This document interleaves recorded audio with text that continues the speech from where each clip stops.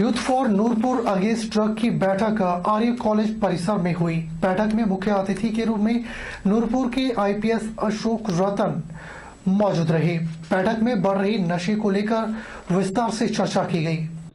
Youth for Nurpur against drug के सदस्य मनदीप महाजन ने बताया कि आईपीएस अशोक रतन के साथ नशे को लेकर youth for Nurpur against drug की टीम के साथ बैठक हुई, जिसमें कुछ मुद्दों के बारे में विस्तार से चर्चा की गई। मनदीप ने कहा कि अशोक रतन ने कहा कि वे नशे के खिलाफ लड़ रही youth for Nurpur against drug की टीम के साथ हैं और उन्हें नशे के बारे में जो भी जानकारी दी गई है वे तुरंत उस पर कार्य करेंगे और नशे को दूर करके ही दम लेंगे।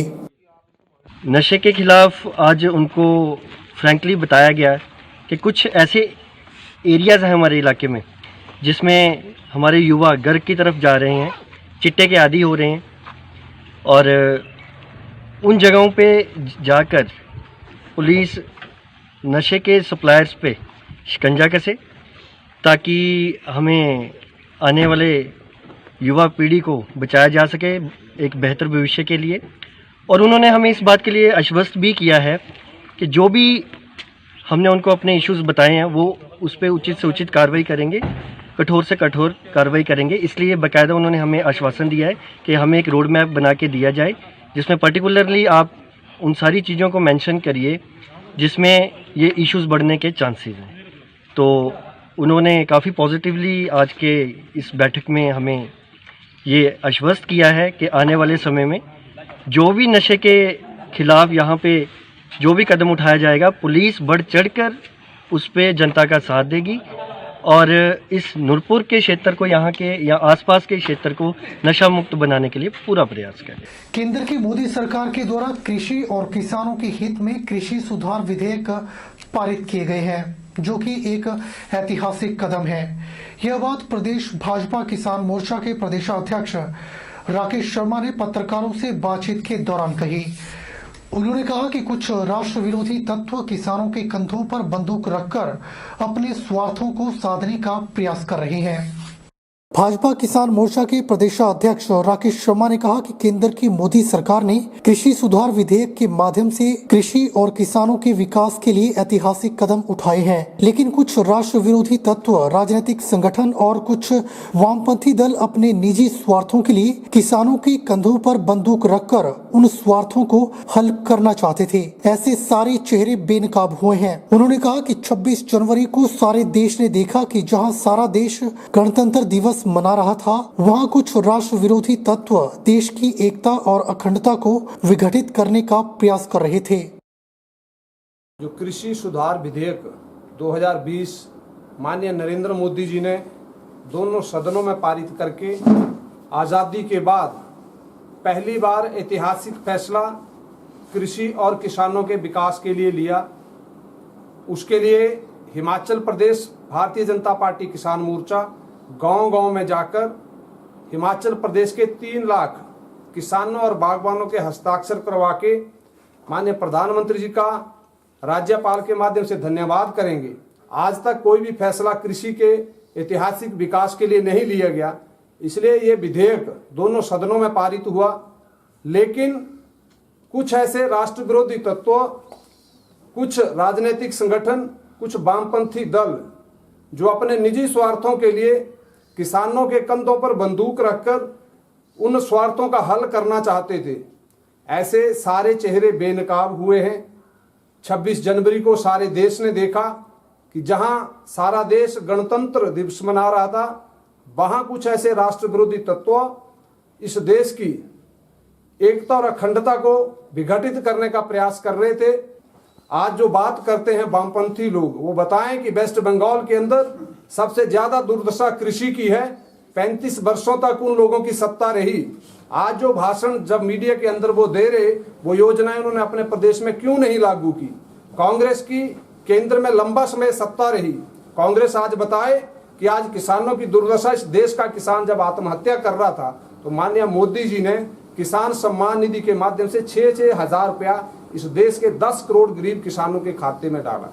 बद्दी नारागढ़ बरोटीवाला गद्दी समुदाय संगठन के द्वारा रविवार को बद्दी में रक्तदान शिविर का आयोजन किया गया। रक्तदान शिविर का शुभारंभ आईजीएमसी अस्पताल की एमएस डॉक्टर जनक राज ने किया। रक्तदान शिविर में 100 से अधिक लोगों ने रक्तदान किया।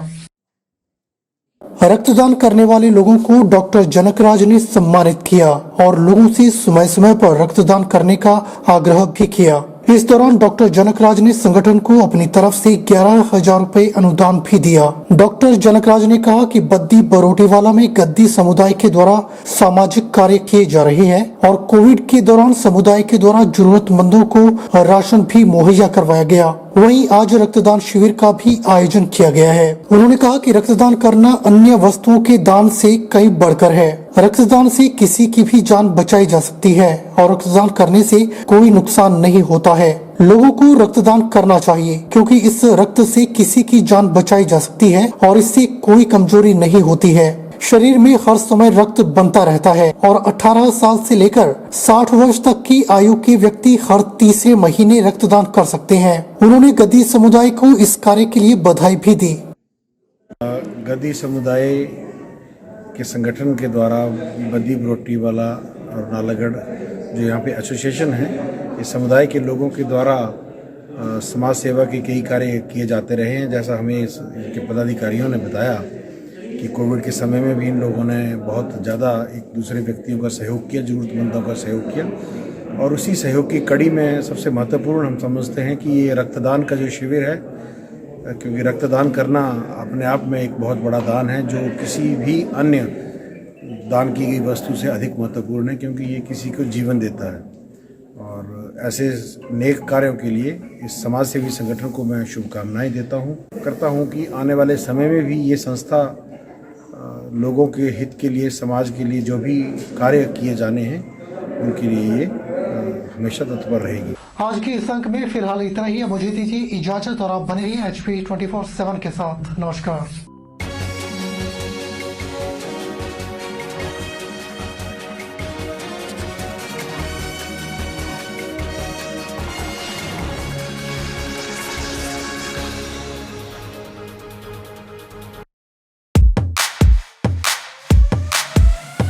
Ragging canteen lecture hall, सब updated on my wall.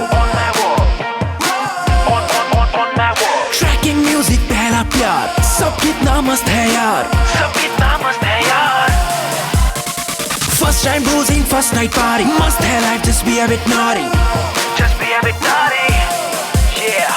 Sheena, Meena, some hardy. Yeah. Whoa, I'm so naughty. Yeah. Whoa, I'm so naughty. Naughty. Naughty. Naughty.